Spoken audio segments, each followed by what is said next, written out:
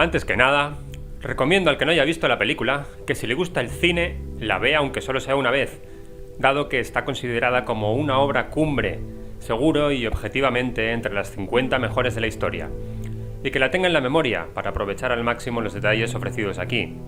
También mencionar que este audio no pretende presentar análisis filosóficos o pretendidamente metafísicos al respecto del significado de la película.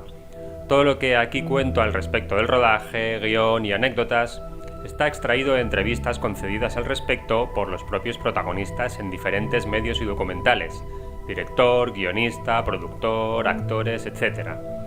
Dicho esto, empecemos por el principio.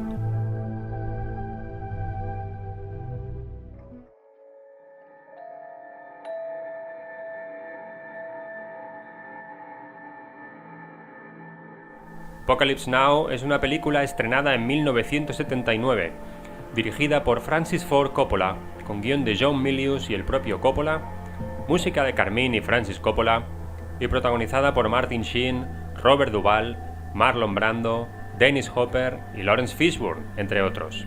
La trama está enmarcada en la Guerra de Vietnam, durante la cual se le asigna al capitán Willard una misión más allá de la frontera camboyana, remontando un río con un barco patrullero que conlleva asesinar a un coronel estadounidense renegado que se ha convertido en un dios para las tribus locales. A pesar de no tener buenas críticas al principio, ganó en 1980 varios premios, entre ellos 2 Oscar, al mejor sonido y a la mejor fotografía, 3 Globos de Oro, dirección, actor secundario y banda sonora, 2 BAFTA, dirección y actor secundario, amén de la Palma de Oro en Cannes. Allí se presentó cuando todavía no se había estrenado para el público. Está basada en el libro El corazón de las tinieblas, un relato corto publicado por primera vez en 1899 a través de la revista Black Books Magazine, del novelista británico de origen polaco Joseph Conrad, considerado uno de los mejores de lengua inglesa. Conrad había nacido en Polonia en 1857. Era hijo de un noble polaco y quedó huérfano a los 11 años. Con 16 viajó a Marsella como marino mercante y se trasladó a Londres 4 años después, temiendo que al ser súbdito ruso de la Polonia ocupada le reclutaran para el ejército del zar. Consiguió en Inglaterra no solo aprobar sus exámenes como segundo oficial de la marina mercante, sino también, pocos años después, llegar a capitán, y al mismo tiempo con ello la ciudadanía británica. Durante la década siguiente navegó por todo el mundo, y sus experiencias en este periodo quedarían después reflejadas en sus libros. Así, su travesía por el río Congo seguramente inspiró la trama del Corazón de las Tinieblas. El viaje por ese río de Charles Marlowe, transportista de marfil, obsesionado con la figura del señor Kurtz, al que sabe enfermo y debe encontrar, sirve de marco para una reflexión sobre el imperialismo europeo, el racismo y el contraste entre las culturas primitivas y las consideradas como civilizadas, amén de un viaje casi iniciático del protagonista.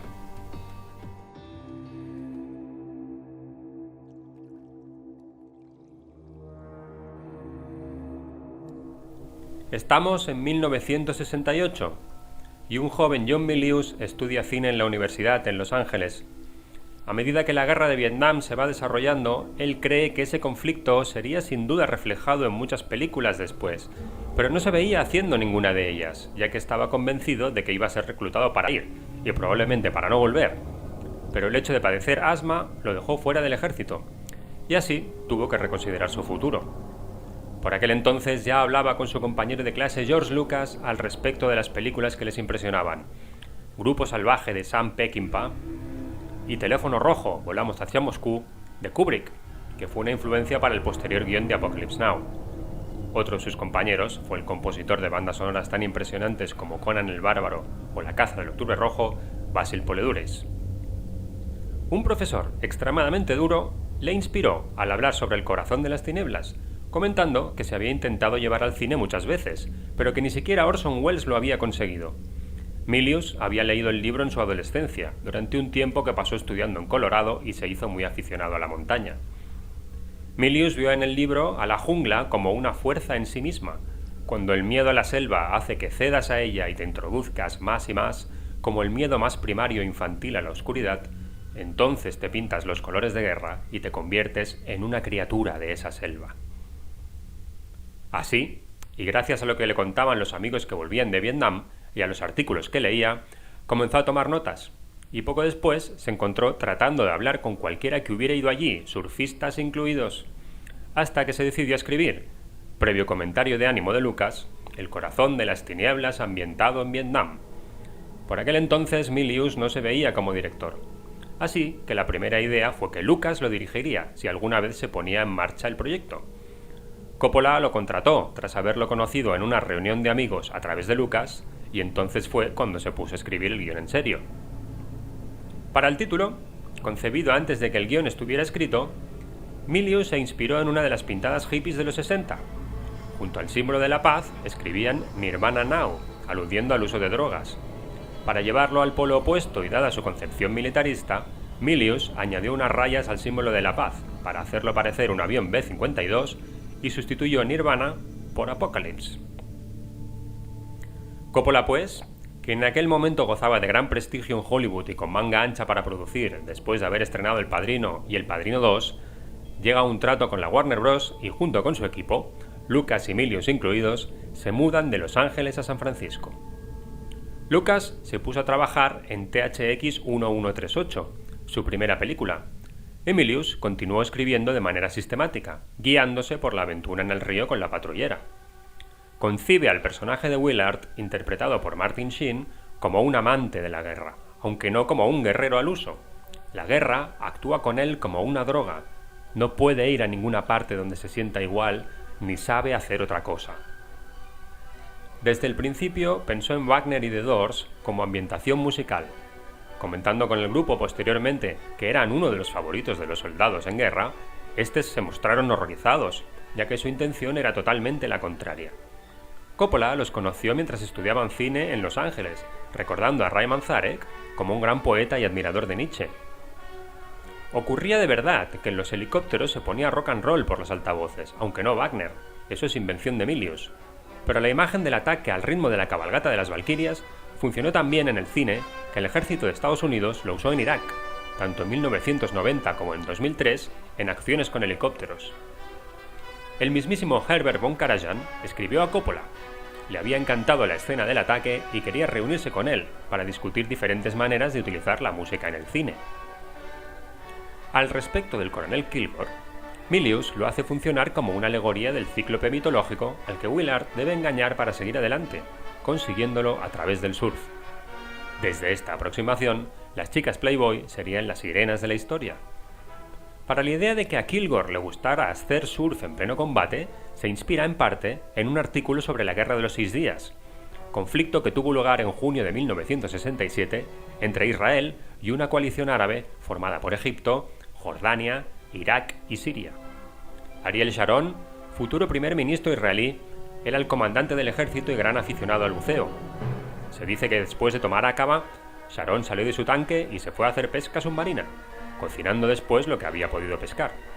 Durante la comilona comentó: «Nos estamos comiendo su pescado», en alusión a su victoria sobre el enemigo. Además, Milius quería introducir el concepto California, dado que buena parte de la cultura del momento recibía unas claras influencias de allí: el movimiento hippie, el surf, el rock, Beach Boys, The Doors, en contraste con la antigua cultura oriental y mística de Indochina, resistente a tantas invasiones exteriores, mongoles, chinos, franceses, con fachada comunista. El puente sobre el río, que es demolido y reconstruido continuamente, representa para Milius el último vestigio de civilización. Una vez pasado este, todo se vuelve surrealista. Milius fue asesorado por su amigo y militar Drexler, que había pertenecido a una brigada encargada de esos trabajos en tiempos de guerra. Escribió 10 borradores diferentes. Hubo varios finales posibles. Una de las versiones estaba pensada para ser protagonizada por Steve McQueen, pero por entonces ya se encontraba bastante enfermo. Recordemos que murió de cáncer en 1980 a los 50 años. Milius se encontró con él y con Steven Spielberg y juntos compartieron algunas noches de bares de moteros y su interés por el full contact y el karate. Milius bromea con el hecho de que tanto McQueen como Spielberg eran algo rácanos, del tipo que se levanta al baño cuando traen la cuenta. La visión de Milius para el rodaje era ir a Vietnam y grabar allí mientras la guerra aún continuaba. Coppola, finalmente y por su parte, ofreció el guión para que lo dirigiera George Lucas, quien tenía un plan completo muy diferente. Blanco y negro, formato de 16 milímetros, rodaje en Estados Unidos, un par de helicópteros y estilo casi documental, copiando a Gillo Pontecorvo en la Batalla de Argel de 1966 y por la cual ganó el León de Oro del Festival de Venecia. Pero después de 1975 y el éxito de American Graffiti, que les reportó mucho dinero, Lucas comenzaba ya a gestar el proyecto Star Wars, y además no quiso ni oír hablar de viajar a la selva, con todo tipo de insectos venenosos y lluvia continua. Coppola entonces le ofreció dirigirla al propio Milius. Al fin y al cabo la idea era suya, y también le consideraba un buen director. Pero entonces este estaba involucrado en dirigir El viento y el león con Sean Connery, y cuyo rodaje, por cierto, se hizo en España, Madrid, Sevilla y Almería, amén de otros proyectos. Así que Coppola, pensando en obtener beneficios de taquilla para financiar todos esos otros proyectos más artísticos y ajustados de presupuesto, creyendo que eso le daría margen para escribir más y dirigir solo sus propios guiones, lo cual era su ilusión, decide hacerla él mismo, de la manera más espectacular posible, en formato superproducción, de forma totalmente contraria a como le había concebido Lucas, y reconociendo años más tarde no saber exactamente dónde se estaba metiendo, las dimensiones ridículas que tomaría la criatura, que al final le llevó 2 años de producción y prácticamente a la bancarrota.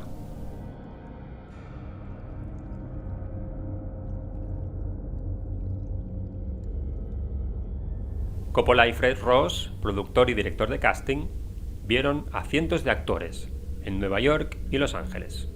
Tras muchas entrevistas, concertaron varias pruebas de cámara, con sonido incluido y con un estilo de reunión informal, por deseo expreso de Coppola, donde todos participaban al mismo tiempo e iban leyendo partes de personajes diferentes. Entre los que se quedaron fuera tras estos castings encontramos por ejemplo a Nick Nolte y a Christopher Walken. Para el papel de Willard, además de Steve McQueen, comentado antes, se pensó en Jack Nicholson y el propio Martin Sheen. Luego se escogió a Harvey Keitel. Para cuando decidieron que este no les gustaba en el papel, con el rodaje ya empezado, llamaron otra vez a Martin Sheen, al que ya conocían por haberse presentado para el papel de Michael Corleone en El Padrino, papel ya por todos conocido en la interpretación de Al Pacino. El papel de Chef fue claro desde el principio, dado que Frederick Forrest, el elegido, ya había trabajado con director y productor en La Conversación, en 1974. El caso de Lawrence Fishburne es curioso, porque dijo que tenía 17 años cuando lo contrataron, y al llegar a Filipinas, donde transcurre la mayor parte del rodaje, se enteraron de que en realidad tenía 14. Para los extras, Ross intentó conseguir sin éxito la colaboración del Departamento de Defensa, que tiene una oficina dedicada al cine, para que participasen soldados reales, pero no les gustó el guión y no recibieron ninguna ayuda por su parte. Se emplearon entonces, por ejemplo, a estudiantes americanos que hacían la carrera de medicina en Filipinas, o jóvenes hijos de familias estadounidenses destinadas allí por negocios, con lo que en realidad algunos de los soldados que aparecen en la película tenían 14 o 15 años. Los nativos del campamento de Kurtz eran filipinos montañeses, relacionados por raza con el pueblo vietnamita Hmong que quiere presentar la película, y por lo tanto parecidos físicamente. Un asesor de producción tuvo que ir a estas aldeas y hacerse amigo de los habitantes. Coppola quería primero a Martin Sheen para el papel de Willard, pero este tenía que ir a Roma, así que el papel pasó a Harvey Keitel, y aunque Coppola lo admiraba, no estaba del todo convencido. Por eso, 3 semanas después de comenzado el rodaje, volvió a contactar con Sheen. Su primera reunión duró 20 minutos, en el mismo aeropuerto en Los Ángeles, volviendo Sheen de Roma y Coppola yendo a Manila para seguir el rodaje. Y tras un pequeño problema con aduanas por parte de Sheen, ya que llevaba toda la ropa de sus hijos encima y las autoridades creyeron que quería hacer contrabando. Sheen, al leer el guión, se extrañó de que Keitel no hiciera el papel. Keitel había servido 4 años como marine y en cambio él no tenía ninguna experiencia militar. Al principio ni siquiera sabía nadar, y al subir a la patrullera lo primero que hacía era preguntar dónde estaba el chaleco salvavidas. De hecho, ni Coppola ni ninguno de los integrantes de la patrullera habían hecho el servicio militar. Coppola había estado 1 año en una academia militar, pero se fue. Y dice que su mayor experiencia militar fue haber escrito el guión de Patton. Sheen tenía miedo de no dar la talla físicamente, ya que entonces tenía 36 años, fumaba y bebía mucho. Reconoce que al principio estaba confuso con respecto a la visión que Coppola quería para su personaje, más unos ojos de narrador que un héroe duro. El personaje del coronel Kilgore también estaba pensado para alguien físicamente más potente que Robert Duvall, pero este le pidió a Coppola el interpretarlo, reconociendo después el director literalmente que clavó al personaje. Se dice que hubo controversia al respecto de una escena en la que Kilgore salva a un niño pequeño, que fue eliminada por Coppola para no dar la sensación de contradicción en el personaje y para no darle demasiado énfasis y seguir con la trama de la película. Pero Duvall no estaba de acuerdo porque pensaba que precisamente le daba más profundidad. No todo es blanco y negro y en situaciones de guerra se hacen cosas extrañas. Duvall rodó 6 semanas en Filipinas, pero tendría que volver, finalmente 6 meses más tarde, para 3 semanas más, para acabar de rodar su parte. En ese periodo de espera, habló con militares reales de la caballería aérea, los de los helicópteros, para documentar su personaje. Y estos le contaron cosas como que el general en jefe cazaba ciervos en la frontera camboyana desde el helicóptero 2 veces por semana, y murió después de estrellarse su helicóptero yendo de cacería. O que, a pesar de que en los hangares donde se realizaba el mantenimiento de los aparatos estaba prohibida la droga, fuera y en el campo de batalla corría la marihuana y otras drogas, con lo que se veían extraños comportamientos, como intentar enganchar a un ciclista con uno de los patines del helicóptero en vuelo para robarle la bici.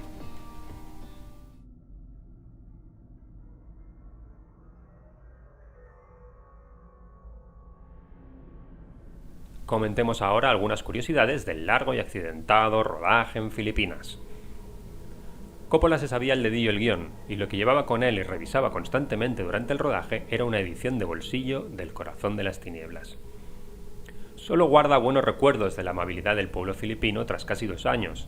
Con respecto a los actores, dice sentirse inspirado por el director Elia Kazan al intentar crear un buen ambiente de trabajo para que se sientan cómodos. En cambio, algunos se sentían intimidados por la figura del director omnipotente. Frederick Forrest, por ejemplo, estaba muy incómodo, no sabía cómo enfocar el personaje. Coppola le guió para que fuera él mismo e incorporara su propia personalidad al papel, fingiendo que no estaba en esa situación de guerra. En la escena en que Robert Duvall desciende del helicóptero, Sheen estaba aterrorizado por hacerse daño o arruinar la toma olvidando su diálogo, en cambio Duvall se mostró muy centrado y dominando la escena. El equipo tenía un entrenador encargado de que no se acercaran demasiado a las hélices de la cola de los aparatos, y les iba marcando la distancia con un palo de bambú. Sin embargo, y teniendo en cuenta que toda la acción era real, no se produjo ningún accidente. Para Sheen, y a pesar de que su corte en la cara que aparece cubierto por una tirita en la escena de los helicópteros es verdadero, lo peor fue el calor sofocante. Sheen rompiendo el espejo no es sino una metáfora de romper su vanidad y encontrarse, abrirse y llegar al fondo del personaje. No estaba previsto que lo rompiese, Coppola solo lo puso delante de él después de haber soñado con esa escena. Sheen lo hizo a causa del alcohol y la frustración. Reconoce que estaba luchando contra sus demonios y le pidió a Coppola que siguiese filmando, a pesar de que éste quiso parar inmediatamente para curarle la mano. Sheen recuerda esa escena como un punto y aparte en su vida que le permitió comenzar a conocerse mejor a sí mismo.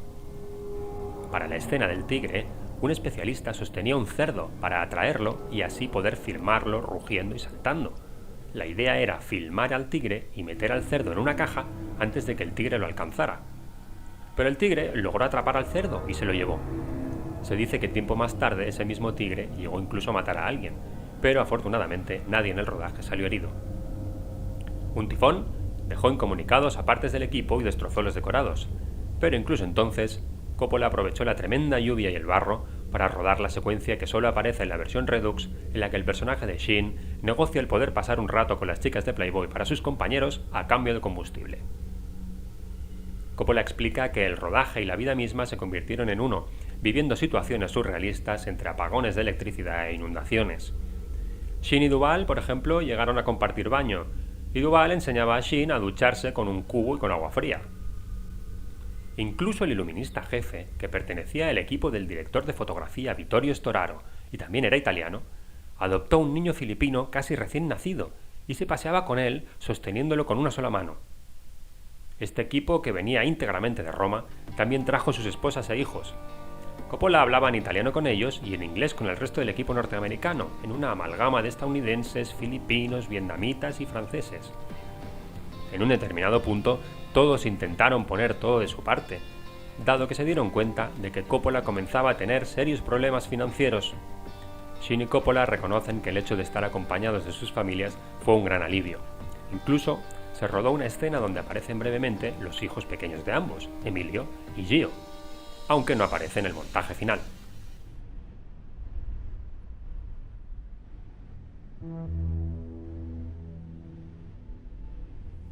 Coppola quería que el personaje de Brando fuese textualmente de una naturaleza monumental, en lucha con los extremos de su alma de una manera que dan miedo y que acaban finalmente por destruirle. Sheen dice de Brando que no podía soportar que se fumase cerca de él, pero que desde el primer día, cuando se presentó personalmente uno por uno a los casi 200 miembros del equipo, fue muy amable con él, y que hablaba de todo menos de cine y actuación. Compartían sus barbacoas y les encantaba hablar y jugar con sus hijos. No puede decir lo mismo Dennis Hopper. Brando pidió que éste no apareciera ni cerca de él a la hora de rodar. Coppola duda de si su enfado era verdadero o si fue una consecuencia de su inmersión en el personaje de Kurtz con respecto al fotógrafo interpretado por Hopper. Dennis Hopper consideraba por su parte que Brando era el mejor actor que él había visto, con increíble magnetismo, y que siendo adolescente, verle a él en Viva Zapata y a Montgomery Clift en Un lugar en el sol fue lo que le inspiró para cambiar su perspectiva clásica y orsonwelliana sobre la interpretación. Hopper explica que aceptó el papel en la película con la sola condición de tener al menos una línea de diálogo con Brando, tal era su admiración, a lo que Coppola accedió. Hopper llevaba ya en Filipinas un mes y medio cuando Brando llegó, y cuenta que se estaban entrenando y que un boina verde le había dado un pequeño libro que usaban como manual en las fuerzas especiales. En una cena a la que asistió Brando, Hopper no sabía que Coppola había estado recriminándole el hecho de que no se hubiera leído el libro de Conrad en que se basaba el guión, y le hizo el comentario gracioso de que no se había leído el libro, refiriéndose al libro rojo de los boinas verdes que llevaba guardado en la bota y que le iba a enseñar. Pero Brando se lo tomó por la tremenda y se enfadó. Dado que Hopper abusaba de la bebida y otras cosas, y continuó haciendo algún que otro comentario, Brando pidió a Coppola que las escenas con Hopper fueran separadas para no tener que coincidir con él. Dado que ni había leído el libro ni por supuesto el guión, Coppola se fue de excursión en barco con Brando a rehacer el guión y preparar el personaje. Tampoco su forma física pasaba por un coronel de los boinas verdes, a pesar de que había prometido que se pondría en forma. El tratarlo como un gigante, en las sombras, calvo y de negro, fue la solución de Coppola y Storaro para hacerlo encajar en la historia y poder rodar la escena de su muerte paso a paso. De todos modos, el personal se afanó para intentar terminar su parte de rodaje en 3 semanas, o incurrirían en un gasto brutal. Se decía que le pagaban $1 millón por semana. Brando pidió a Coppola incluso cambiar el nombre de su personaje por uno más americano, y de hecho el rodaje fue bajo el nombre de Laylee, pero Coppola durante el montaje volvió al nombre original de Kurtz.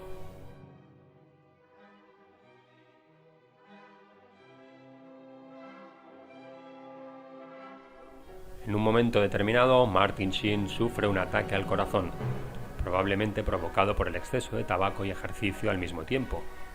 Y aunque parece que no fue tan grave como pudiera haber sido, los rumores de que se estaba muriendo fueron acallados por un vulnerable Coppola con la famosa y verídica frase de que no se va a morir hasta que yo lo diga. Ciertamente, la producción corría el riesgo de no seguir adelante. Sheen y su esposa acordaron con Coppola descansar un tiempo.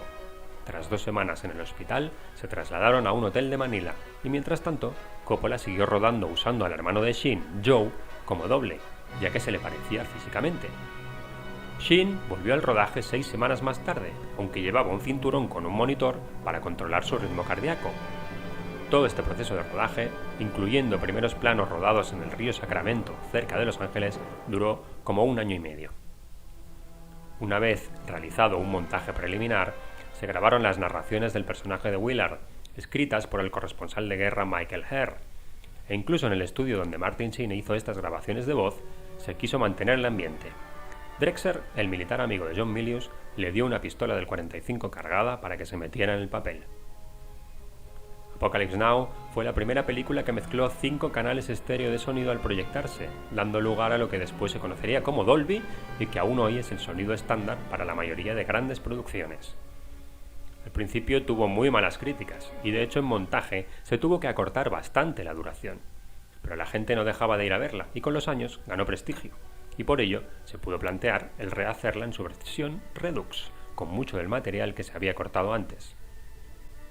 La reflexión final de John Milius es que la mayor virtud del director es la tenacidad. Nunca hay que rendirse. Así que amigos, tanto en el cine como en la vida, luchad por lo que queréis. Gracias por llegar hasta aquí y hasta la próxima.